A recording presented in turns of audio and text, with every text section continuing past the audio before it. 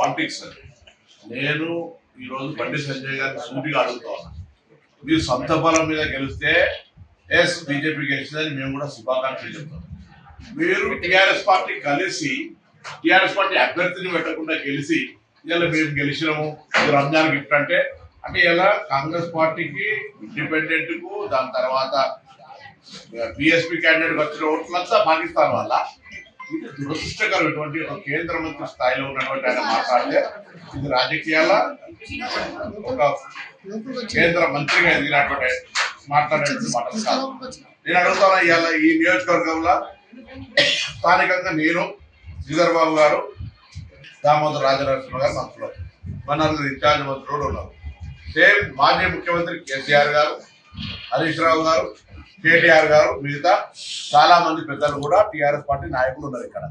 వాళ్ళు ఎందుకు అభ్యర్థులు పెట్టాలి మీకు సహకరించే ఉద్దేశం కాకపోతే అది మీరు జవాబు చెప్పాలి. టీఆర్ఎస్ చెప్పాలి, బీజేపీ సొంత బలం మీద గెలవలేదని మేము 100% చెప్తున్నాం ఇవాళ. సో ఇవాళ ఈ ఎన్నిక అనేటువంటిది ఒక పట్టభద్రులకు సంబంధించి జరిగిన ఎన్నిక. మేము కూడా వేల ఓట్లతో ఓడిపోయింది ఏం లేదు. మేము కొంత ఇంకా మా కార్యకర్తలు మా నాయకత్వం కొంత కృషి చేస్తే బయటపడేటువంటి వాళ్ళం సమీక్షించుకుంటాం. కానీ ఈ ఎన్నికకు రంజాన్ గిఫ్ట్ అని, పాకిస్తాన్ ఇండియా మ్యాచ్ అని మతపరమైన రంగు పులిపే ప్రయత్నం చేస్తే వాళ్ళు అవగాహన రాయించారు. డెఫినెట్లీ కాంగ్రెస్ పార్టీ ప్రజాపాలనకు సంబంధించి అన్ని రకాల కార్యక్రమాలు చేస్తూ ఉంది. మీరు కేంద్ర మంత్రులుగా చేతనైతే కేంద్రం నుంచి నిధులు తీసుకొచ్చే ప్రయత్నం చేయండి. 2 బడ్జెట్లల్లో మీరు రాష్ట్రానికి ఏం ప్రయోజనం కలిగే పని జరగలేదు. ముఖ్యమంత్రి గారు చెప్తారు అనేక సందర్భాల్లో కొన్ని ప్రాజెక్టులకు అడ్డం పడుతున్నటువంటి పరిస్థితి. నేను ప్రత్యేకించి బండి సంజయ్ గారిని కోరుతాను, హైదరాబాద్ నుంచి రామగుండం దాకా గతంలో రాజీవ్ రహదారి నిర్మించినాం. ఇవాళ ప్రజలకు సౌకర్యం అవసరం ఉంది, మనకు రైలు రూట్ లేదు, దాన్ని 8 ఏళ్ల రహదారిగా మార్చే ప్రయత్నం చేయండి. హైదరాబాద్ మంత్రిగా బ్రాండ్ ఇమేజ్ పెంచాల్సిన కిషన్ రెడ్డి గారు ఇక్కడ నుంచి ప్రాతినిధ్యం వహిస్తూ గతంలో టూరిజం అండ్ ఆర్కియాలజీ మినిస్టర్గా ఉండి హైదరాబాద్ ఆర్కియాలజీ టూరిజానికి ఒక ప్రత్యేకమైనటువంటి ప్లేస్ ఇది. ఏం చేశారని అడుగుతున్నాం, ఏ ప్రాజెక్టు ఇచ్చారని అడుగుతా ఉన్నాం. ప్రాజెక్టులు తేరు, ప్రాజెక్టులకు అడ్డం పడతారు.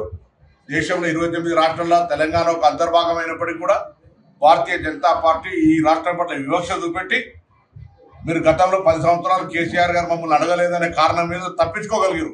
ఇవాళ మేము గౌరవ ప్రధానమంత్రి గారిని, మంత్రుల్ని అనేక సందర్భాల్లో కలుస్తూ ఉన్నాం. మీరు అడ్డం పడకపోతే తెలంగాణ ప్రాజెక్టులు ఎందుకు వస్తలేవు, మీరు ఎందుకు తెలంగాణ ప్రాజెక్టులలో కృషి చేస్తలేరో జవాబు చెప్పాలి. అది తప్పించుకోవడానికి ఏదో పెద్ద హైబర్ క్రియేషన్ చేసి మేము బలపడుతున్నాం, ఏం బలం లేదు. Telangana Bharatiya Janata party, Telangana TRS party వేరు కాదు అనేది ఈ ఎమ్మెల్యేసీ ఎన్నికల్లో నిరూపణైంది. ఉండదు, ఇది ఒకటి ఒక ఎన్నిక. ఓ ఎన్నికకు సంబంధించిన జరిగిన పరిణామంలో మేమేం తక్కువ లేవు. ఎక్కడ మేము పూర్తిగా ఏదో ఒక లెక్క పెట్టలేనంత విధంగా ఉండేంత దూరమేం లేము. కాబట్టి అది పెద్ద దాన్ని ఎక్కేసుకొని వాళ్ళు ఏదో గొప్ప చెప్పారు, ఓటు చెల్లని ఓట్లతో అంతా కూడా మెజార్టీ రాలేదు వీళ్ళకు. దాని పెద్ద ఏం చెప్తున్నారు వీళ్ళ. ఇది 42 నియోజకవర్గాలకు సంబంధించినటువంటి ఒక గ్రాడ్యుయేట్ ఓటరు. ఇదే మొత్తం కొలమానం కాదు.